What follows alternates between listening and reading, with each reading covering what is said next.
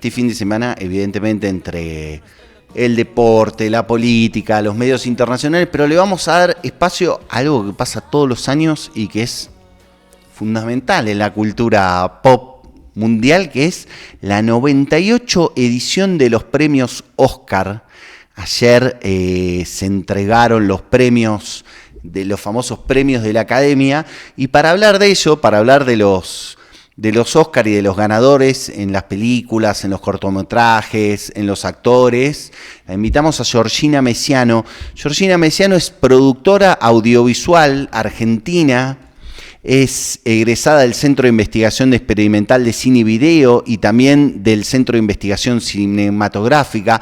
Es productora de muchísimas películas argentinas y también tiene sus propios cortometrajes. Hoy le invitamos a hablar específicamente o tal vez más del tema de los Oscar, pero seguramente pronto la vamos a invitar a hablar del tema de la situación del cine argentino. ¿Estás por ahí, Georgina? ¿Cómo estás? Buen día, gracias por acompañarnos. Hola, ¿qué tal? Buenos días. ¿Cómo andan? Buen día, ¿cómo estás, Georgi? Gracias por acompañarnos. Muy bien, todo bien por suerte. Gracias por el espacio al cine. Bueno, Oscar, anoche, 98 ediciones. Una gran ganadora en términos cuantitativos, que fue una batalla tras otra, porque se llevó por un lado el Oscar a Mejor Director, a Mejor Película, pero 4 estatuillas más, ¿no? Exactamente. Se llevó, por suerte, digo, es una película. Paul Thomas Anderson, hay que aclarar que es amado y odiado en la industria. Entonces, tener este reconocimiento creo que lo posiciona en un lugar muy merecido. Esta película es particularmente imponente, podemos decir. Sí, ganó además de mejor director, mejor película, mejor actor de reparto por Sean Penn, que hace un papel increíble, mejor casting, mejor montaje, y me estoy olvidando alguno más. No, está bien porque son 6, si mal no recuerdo. Perfecto. Yo tomaría desde el actor de reparto, desde Sean Penn, digo, haciendo una batalla tras otra, le hago una breve sinopsis.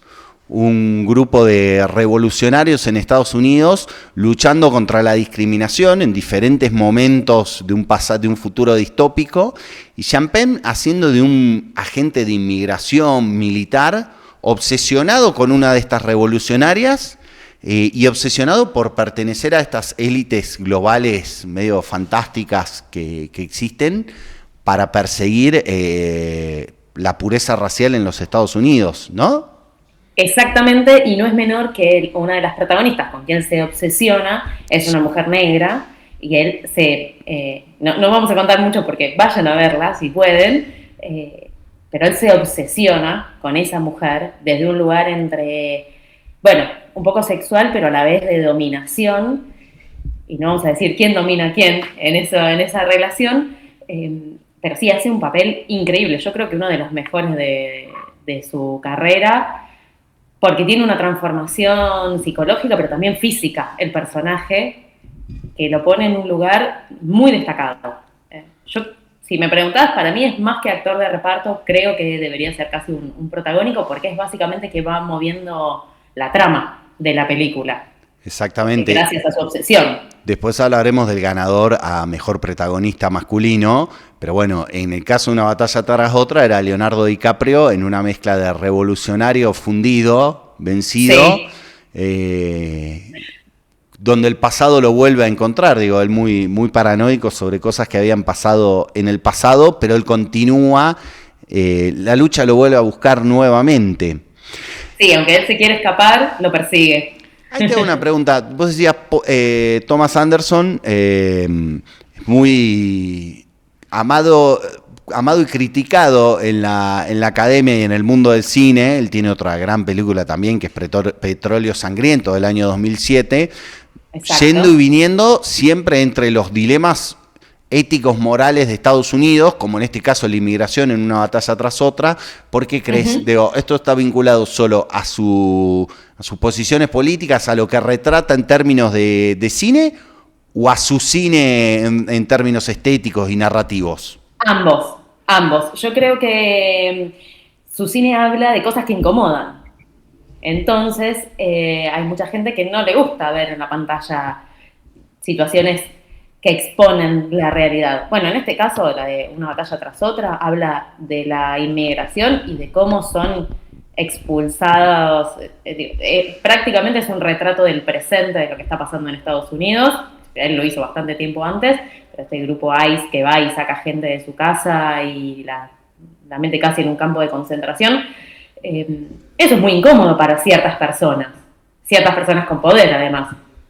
Y desde lo estético, él está en el medio entre un cine clásico y por momentos se va a lo que podríamos decir el cine más de Tarantino, más de espectáculo, sin serlo. Bueno, es que Una batalla tras otra tiene buena parte de, si se quiere, más clásicos, más enfrentamiento, más diálogo, más tensión, pero después tiene un montón de enfrentamientos, violencia, persecuciones. Digo, la película termina con una gran persecución en el desierto, en la frontera de Estados Unidos. Digo, esto está muy presente en Thomas Anderson, ¿no?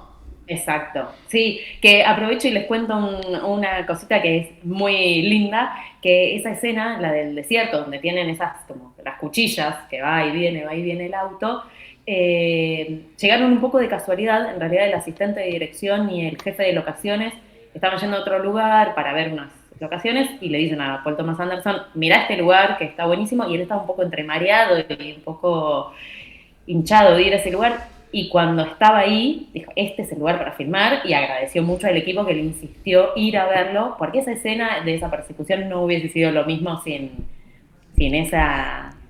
Claro, les contamos a la audiencia. Geográfica. Es una persecución entre parte de los protagonistas y parte de Champagne y de otros malos que aparecen, donde cruzan un desierto con altos vados, subidas y bajadas. Entonces se va viendo los autos en un momento a otro, cómo se van persiguiendo, cómo desaparecen y cómo se revuelven a encontrar en el camino.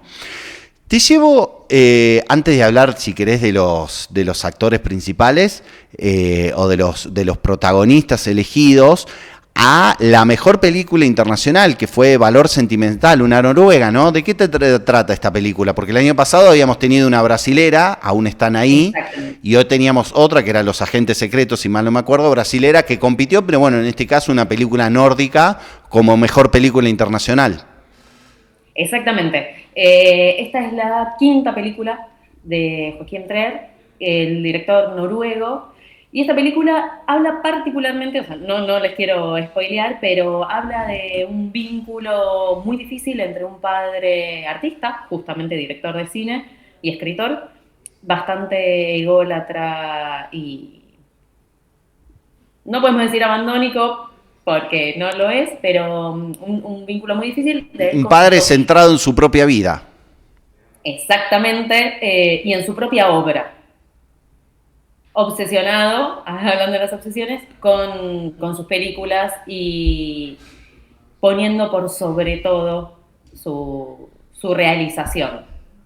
Es una película que habla de los vínculos, todo atravesado a través de la casa, donde se crían las hijas del protagonista, y la casa familiar, que tiene una importancia central. Ajá. Porque él quiere hacer su nueva película ahí.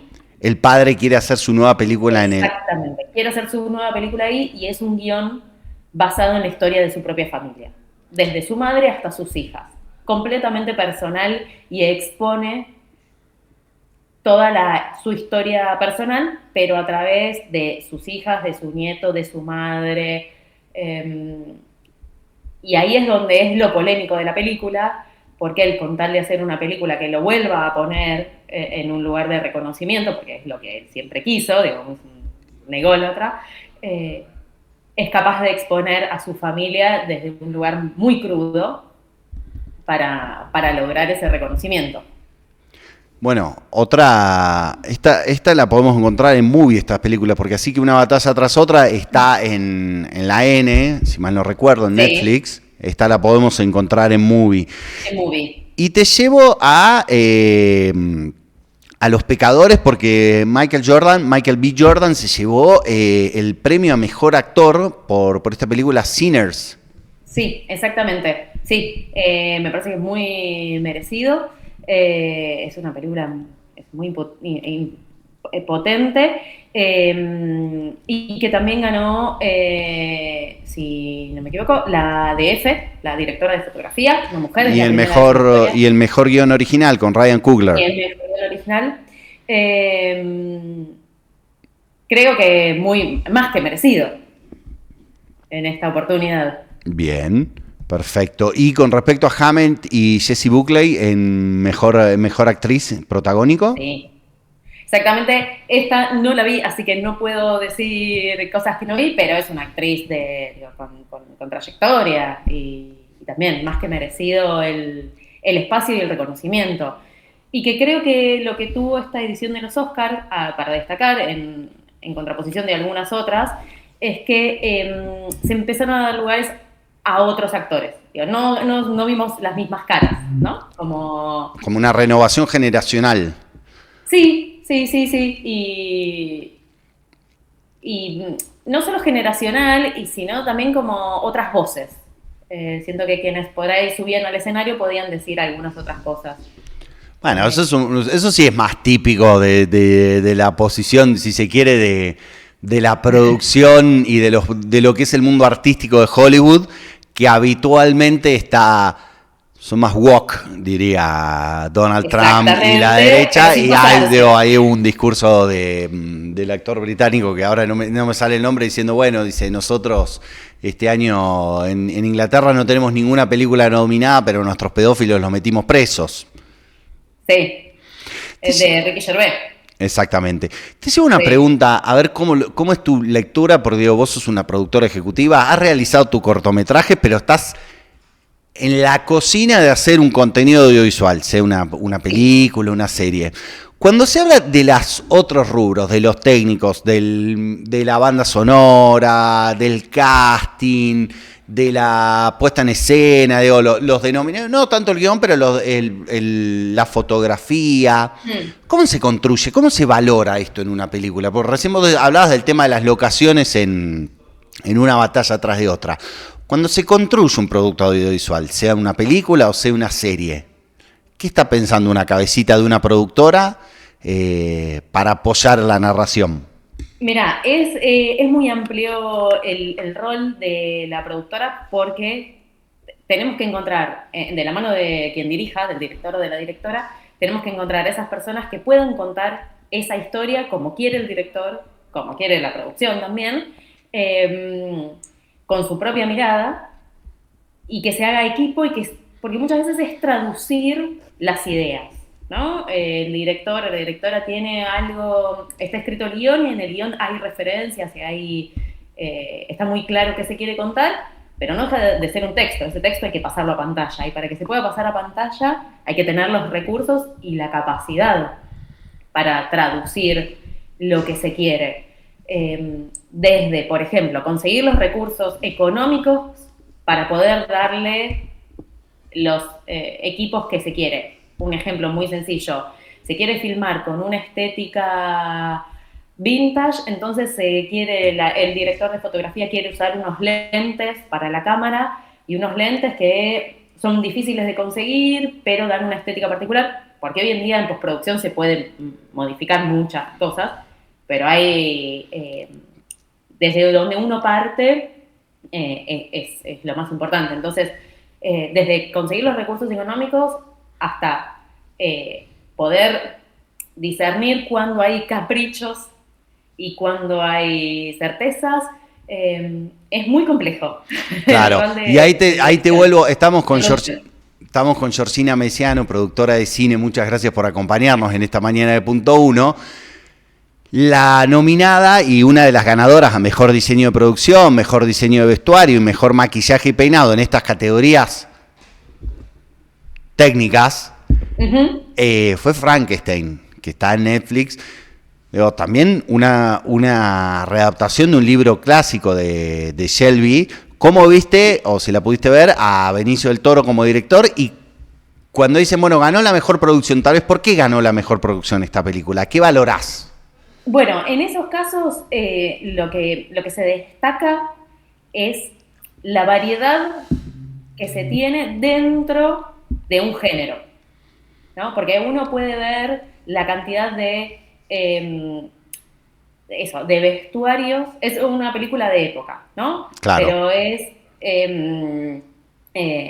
dentro de época no están todos vestidos iguales, cada uno tiene su particularidad, y si vos le empezás a prestar atención, se divide, por ejemplo, por colores. El protagonista lo destaca tal color, el antagonista tal otro. En maquillaje lo mismo. A medida que va progresando la película, esto es en general, a medida que progresa la película, muchas veces progresa el maquillaje o el peinado, y son todos cambios muy sutiles de esos roles técnicos que tienen que estar muy atentos para ir narrando a través de lo visual lo mismo que va contando la historia, y es acompañar. Muchas veces la iluminación también se va modificando en base a lo que está pasando, pero no solamente en esa escena, sino en el desarrollo tal vez interno del personaje, y se llega hasta ese lugar. Y hay algo que no es menor, que es, las películas no se filman lineales, no se filma la primera escena, después la segunda, después la tercera. Se puede filmar el principio, después una partecita de una escena, 3 días después la otra partecita. Muchísimas veces también depende de las locaciones, digo, supongo que se va a rodar una cantidad de días a una locación y después nos mudamos a otro, o tal vez un día está una serie de actores y otro, digo, cada escena, después en la edición posterior, en la postproducción, se construye la linealidad del contenido, ¿no? De la película. Exactamente, y ahí hay un rol muy importante que no es tenido en cuenta para los premios, pero debería ser, que es el de la continuista o el continuista, que es la persona encargada de decir, mirá que en la escena anterior tenía el prendedor abierto. Vestuario muchas veces lo tiene en cuenta y acomoda. Eso es otro también, que claro, no puede haber una película y no te salte que de repente yo esté así y de repente esté así. Claro. Esos son roles muy importantes. Claro, perfecto. Que estaba tomando mate y de pronto desaparece el mate.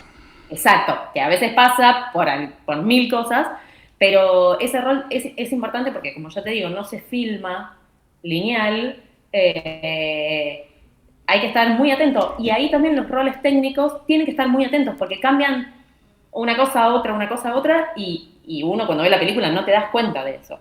Exactamente, uno ve una diégesis, un avance. Entonces, por eso también hay una lógica donde tal vez, vos decías, bueno, la producción tiene que lograr compaginar todo, el presupuesto, los perfiles, todo lo que va hacia abajo, en la dirección creativa que le quiere aportar la visión creativa y un guión que es con el que se trabaja. Entonces, cuando vos decís, bueno, en Frankenstein, hay alguna lógica que si vos ganaste el mejor diseño de vestuario y el mejor maquillaje y peinado, bueno, hace una valorización general de la producción de esa película. Exactamente, sí, porque a fin de cuentas quien se pone a coser o a maquillar es el personal técnico, pero desde la producción, ya te digo, es conseguir los recursos, pero también saber dirigir a esos equipos. Exactamente. Siempre bajo la mirada del director, claramente, en este caso Benicio del Toro, que es quien dice qué es lo que quiere, pero después todo el equipo traduce a imagen lo que él quiere. Tengo una pregunta, no sé si la pudiste ver, pero viste que en Mejor Película de Animación ganó una bomba que es la K-Pop Demon Hunters, las guerreras K-Pop. ¿Cómo ves esta? No la vi. Pero si querés te lo tomo desde otro lado. ¿Cómo ves esta llegada del K-Pop, de las plataformas? Yo te lo diría, de las tendencias jóvenes al rubro animación, digo, porque en animación, por ejemplo, pienso en una que vi hace tiempo, el viaje de Chihiro, que es una película de animación centrada en la animación oriental, pero con un guión mucho más de la vida, de una narrativa clásica. Bueno, las guerreras del K-pop vienen desde otro lado, digo, mezclando la música, el baile, las tendencias, si se quiere. ¿Cómo ves esta llegada de este tipo de contenidos a ganar un rubro tan importante como es Mejor Película de Animación? Exactamente, que hasta ahora la tenían, como decís vos, ese rubro estaba destinado casi a películas, ¿cómo decirles? De una narrativa clásica, digo, porque podías tener narrativas para adultos o podías tener Disney.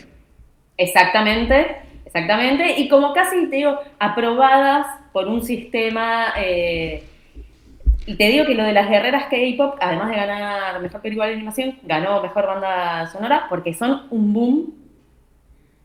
Bueno, ya el K-pop hace varios años que se viene instalando a nivel global, pero en el cine estaba este espacio y que nadie sabía ocupar, porque tanto Disney como Pixar o DreamWorks, los grandes estudios americanos. Exactamente, se volcaron hacia un tipo de narrativa. Pero hay todo un mercado bastante amplio de edad, porque las guerreras K-pop las ven nenes y nenas chiquititos hasta adolescentes, y que como engloba no solo el cine, sino la música, las performances, el baile, los recitales. Trajo TikTok, trajo la idea de la interacción y hoy es reconocida y validada por la academia. Eso me parece como el elemento central de esto, lo gran disruptivo de este reconocimiento. Exacto, es prácticamente incorporarlas al sistema. Porque por ahora, estaban en el sistema porque uno podía verlas en las plataformas, podías ir a verlas en cine, a las grandes cadenas, no es que era algo clandestino. Sí, no era el under. Exacto, pero que la academia te dé un reconocimiento es que empezás a formar parte de un sistema establecido. Es lo mismo que pasó el año pasado con el premio al documental israelí-palestino. Ok. Los premios de la academia funcionan como reconocimiento desde un lugar de poder y que te absorben y te suman a ese lugar, ¿no? Pero es completamente disruptivo el premio por esto, porque hasta ahora era tenido como un producto de menor valor. Exactamente. El K-pop, ahora ya entró. No sé si te quedó alguna idea, alguna que quieras hablar sobre el resto de los premios. Nada en particular, solamente qué lindo que es ver cine, que si se tiene la posibilidad siempre hay que ver. Todo está bueno ver, siempre nos deja algo, así que todo cine es bienvenido. Nos guste más, nos guste menos, hay que ver cine, porque es la manera de contar historias. A mi gusto, la mejor manera de contar historias. Exactamente. Georgina Messiano, productora de cine. Estamos casi ya sobre el tiempo de la tanda, pero nos vamos a contactar en los próximos días, si querés, charlamos cuando tengas tiempo, para hablar sobre la situación del cine, porque vos sos una trabajadora y una productora junto con un montón de trabajadoras y trabajadores del cine nacional que hoy por hoy la están pasando mal. Te dejo, si te parece, alguna reflexión, digo, porque venimos de la gala, del reconocimiento, de lo más top, de lo top, de lo más mainstream, porque hay otros, está Cannes, está San Sebastián, otros, nuestro Festival de Cine Mar del Plata, Sundance, que más si se quiere el under, otro tipo de cine, y el cine argentino en un momento donde tiene que argumentar por qué debe existir y por qué debe existir el financiamiento. ¿Una reflexión alrededor de esto? Exactamente, pasamos de producir mucho y muy variado, por suerte desde pequeñas producciones a grandes producciones ganando el Oscar, a casi nada. Es un momento muy crítico, prácticamente no hay trabajo en la industria audiovisual, que algo muy sencillito, la industria audiovisual se autofinanciaba, entonces y se reinvertía el dinero, entonces generábamos muchísimos puestos de trabajo que en este momento no están siendo tenidos en cuenta. El Instituto de Cine sigue funcionando, pero de manera muy El Instituto particular. Nacional, el INCA, sí. ¿Sigue funcionando? ¿En qué estado? Está como Frankenstein. Financiando muy poco. Solamente se lanzan algunos concursos que obviamente a los costos de hoy en día no alcanza para prácticamente nada y se financian muy poquitas producciones. Ahora va a salir un concurso para financiar unas 8 películas. 8 películas es todo lo que está ofreciendo hoy financiar el Instituto Nacional de Cine y Artes Audiovisuales. Es lo que se está anunciando, no sabemos cómo va a seguir, porque obviamente en los años anteriores se subejecutó el presupuesto de manera estrepitosa. No sabemos qué pasó con ese dinero, porque hay películas que deberían haber cobrado subsidios que les debían y no se les pagó, a veces con trabas burocráticas, a veces con algunas cosas. Pero por eso se viene subejecutando el presupuesto, no hay claridad qué está pasando con el dinero, y las propuestas ahora es solamente de concurso, ya no hay más lo que se llamaba ventanilla continua, que uno se podía presentar a subsidios, y la verdad que sí, es muy triste ver cómo se destruyó la industria nacional de cine, porque es una industria que generaba muchísimos puestos de trabajo.